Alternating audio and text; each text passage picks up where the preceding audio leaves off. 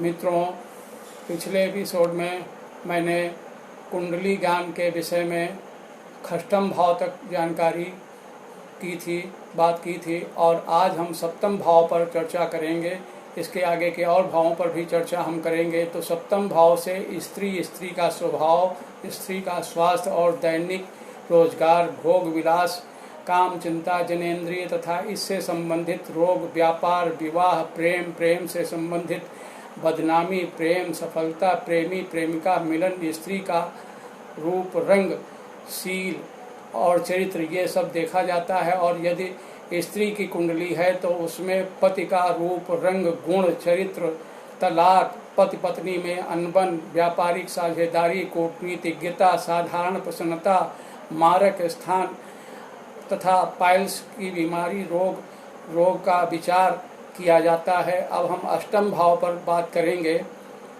अष्टम भाव में आयु, मानसिक व्यथा और मृत्यु, पुरातत्व, प्रेम, पुरातन और अन्वेषण और विदेश निवास, गूढ़ युक्ति तथा पूर्व संचित द्रव्य, गड़ा हुआ धन, पूर्व जन्म ज्ञान, मृत्यु और पश्चात उसकी स्थिति, कर्ज और संग्राम, द्रव्य आदि नष्ट, मृत्यु का कारण, अल्प मृत्यु, निम्नता, पतन, सुदृढ़ और अन्य बातों पर भी ध्यान दिया जाता है। इसलिए ये अष्टम भाव में जो बातें होती हैं वो कुछ इसी तरह से होती हैं, जिसमें बड़ी ही स्थिति वैसी हो जाती है। और अब हम आपको नवम भाव की बात करेंगे। नवम भाव में भाग्य और भाग्योन्नति, धर्म परिवर्तन, धार्मिक कट्टरता, ईश्वर प्राप्ति, गुरु, तप और दैव बल और पूजा, तीर्थ यात्रा, ऐश्वर्य, मानसिक वृत्ति, देश विदेश की यात्रा, गमन, वायुयान यात्रा, पितृ सुख और दान, पुण्य, यज्ञ और परपौत्र और सहानुभूति, प्रसिद्ध, नेतृत्व, कर्तव्य निष्ठा आदि का विचार इसी भाव से किया जाता है। अब हम बात करेंगे दसम भाव की। दसम भाव में राज्य, मान सम्मान, नौकरी, प्रतिष्ठा, पिता के संबंध में जानकारी, पिता का सुख, व्यापार, पिता का धन और कार्य, समाज का कार्य और हुकूमत, अधिकारी और ऐश्वर्य, भोग, कीर्ति, लाभ, नौकरी का प्रकार, किस प्रकार की नौकरी होगी, अधिकारी पद, विदेश यात्रा, ज्ञान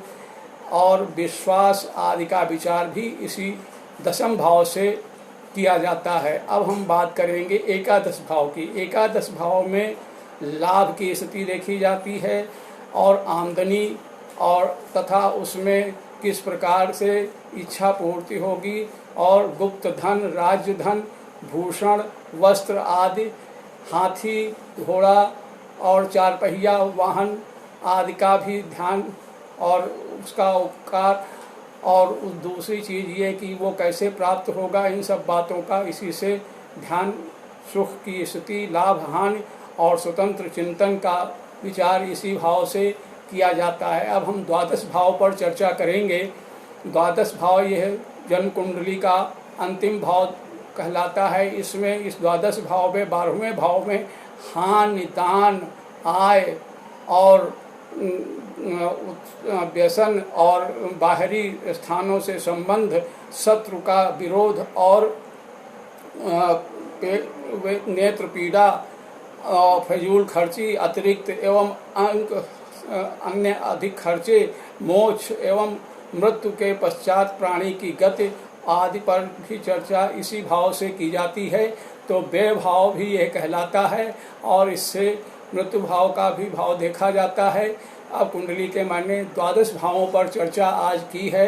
अब आगे के एपिसोड में हम इसी विषय पर कुछ और नई चर्चा लेकर के आपके साथ में हाजिर होंगे।